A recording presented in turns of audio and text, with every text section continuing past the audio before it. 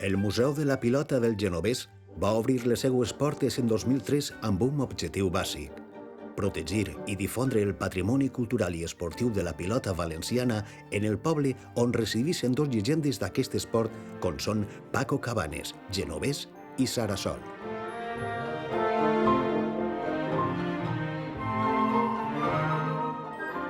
A més, per la seva proximitat amb el trinquet, pretén que aquest servisca de part viva i integradora del museu.